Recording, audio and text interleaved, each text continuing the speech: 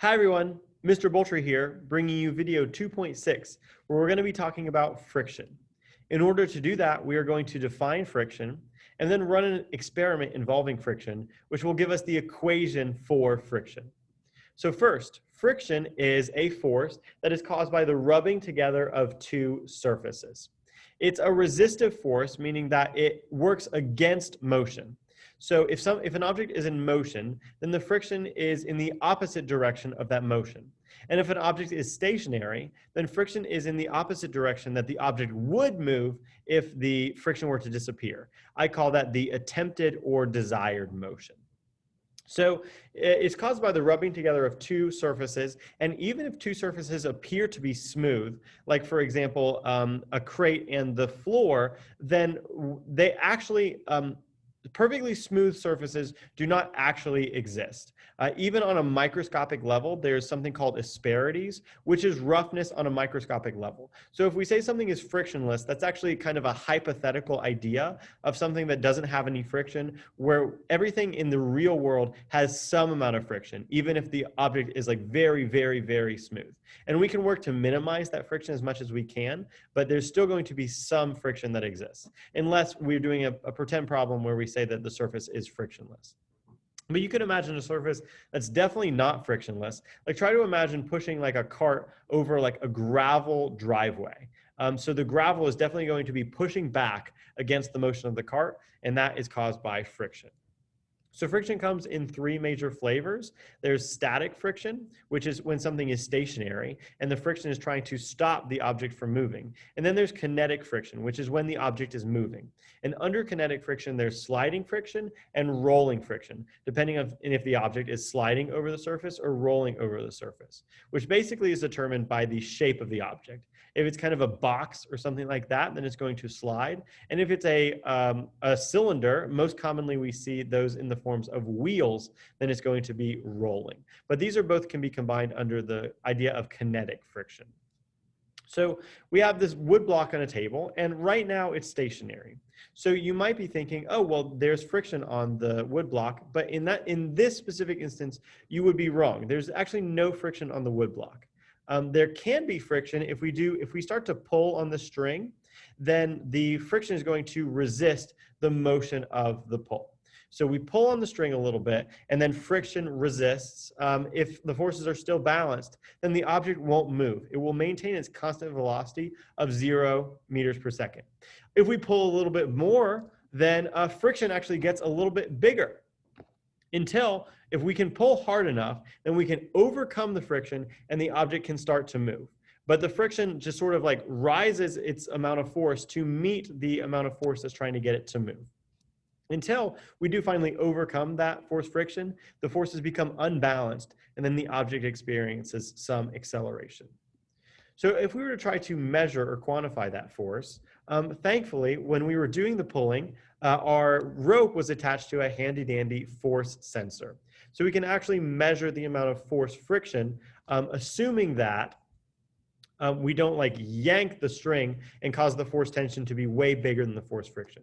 So we're actually just going to pull the string just a little bit, like very lightly, to try to see if we can get the object to just barely move and see what that looks like. So as we pull it just a little bit, we notice that the force friction increases until finally the object does start to move. And that means that the forces must have been unbalanced. So this reading on the scale is actually going to be just a little bit bigger than the actual force friction.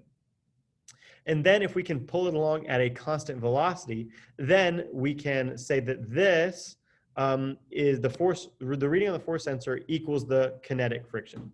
And you'll notice how the kinetic friction is often, almost always, lower than the maximum amount of static friction.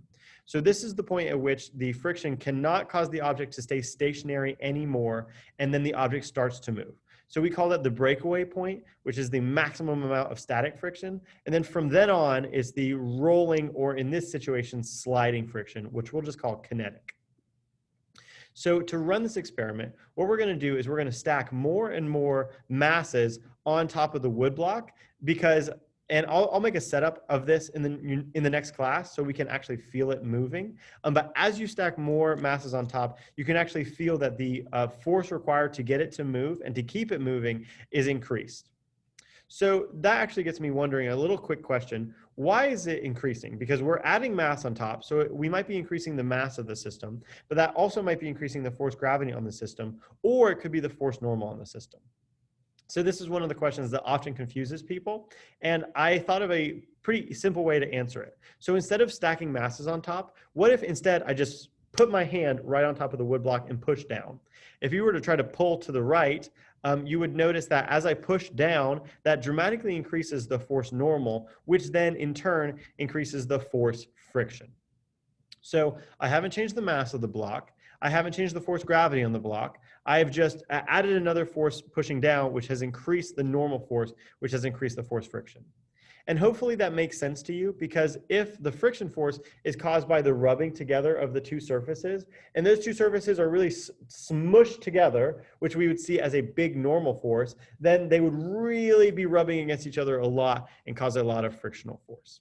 So as we increase the normal force, we're going to increase the frictional force. Another way to think about that is if we actually think about the block on a ramp. As we increase the angle of the ramp, it's going to keep the mass and the weight of the block the same, but is going to decrease the normal force and in turn decrease the force friction. So less normal force equals less force friction, more normal force equals more force friction. One quick thing that I did want to say about force friction on a ramp is that you'll notice that the normal force and the frictional force are at right angles. Because in our last video, we learned that the normal force is always perpendicular to the surface. And friction force, because it is caused by the rubbing together of the two surfaces, friction force is always parallel to that surface. So that's an important thing to remember about the direction of friction force. But that was a little interruption, and let's get back to our experiment. So we are going to add masses on top and thereby increase the normal force, and then we are going to measure how that causes a change in the friction force. So we're actually going to do two experiments at the same time, just for efficiency's sake. We're going to do one experiment where we increase the normal force and see how that changes the maximum amount of static friction. And then we're going to do another experiment where we increase the normal force and see how that changes the kinetic or sliding friction. So our graph is going to look something like this. We increase the normal force, and then we're going to measure the maximum static friction and maximum, or just the average sliding friction. And you'll see this one in yellow and this one in teal. So I actually ran the experiment and got the following results. Both lines were linear, which is unfortunate because we don't get to practice the linearization that we've been doing, but it is actually fortunate because then we just get to write a very easy y equals mx plus b equation, where y is the friction, m is the slope, x is the normal force, and b looks to be 0, which makes sense because no normal force would mean that they are not in contact with each other at all. No contact, no force friction. And we get the following two equations. So the static friction equals a slope times force normal, kinetic friction equals a slope times force normal.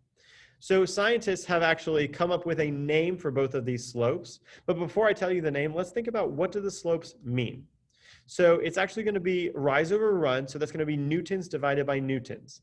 Newtons divided by newtons are going to cancel out. And so the slope is actually unitless.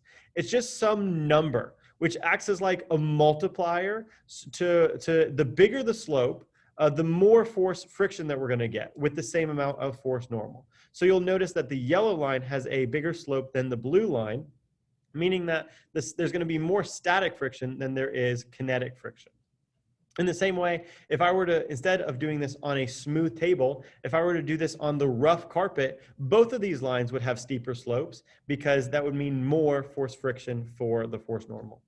So to the actual equation that you are going to need to write down is that the force friction equals this symbol, which is actually the Greek letter mu, and then the S for static and K for kinetic, times the force normal. So mu is actually means the coefficient of friction. Coefficient just means the multiplier. So the bigger the coefficient of friction, the more friction you're going to have. And it's different for every two surfaces. So for example, there's a coefficient of friction for glass on glass, and then another one for glass on brick, and then another one for brick on brick. and then any sort of combination of different two surfaces that you can think of. So one different way to just remember, I'm going to refer to this as the coefficient of friction, or sometimes I just call it mu. So whenever I say that, I always think of the friendly Pokemon Mew. And this other one is also mu. You could actually say that it's mu2, and it's the coefficient of kinetic friction. So in almost all circumstances, the static friction is greater than the kinetic friction, but in some circumstances, it can be greater than or equal to the kinetic friction. So this is the equation, or the equation for friction is the friction equals the coefficient of friction times the force normal. And the last thing that I wanted to say about this before I wrap up the video is you'll notice that I do not have vector bars on these, and I actually should add absolute value bars on these, because the most important thing to remember to know about this equation is this is going to tell us the magnitude of the force friction, but it is not going to tell us the direction of the force friction, because force normal and force friction are often perpendicular, if not always. I think they're always perpendicular. I think that's fair to say. I'd have to think about that before I said always, because always is a big term. But they're, if not always, then almost always perpendicular. So this equation is only going to give us the magnitude of the force, and then we have to think about, well, what is the direction of the force going to be? And remember that the force friction is always parallel to the surface causing the friction. So this is Mr. Boltri wrapping up video 2.6. We're going to do friction problems in our next class and actually try to feel the friction for ourselves. But for now, I'm looking forward to seeing you next class, and go Bears.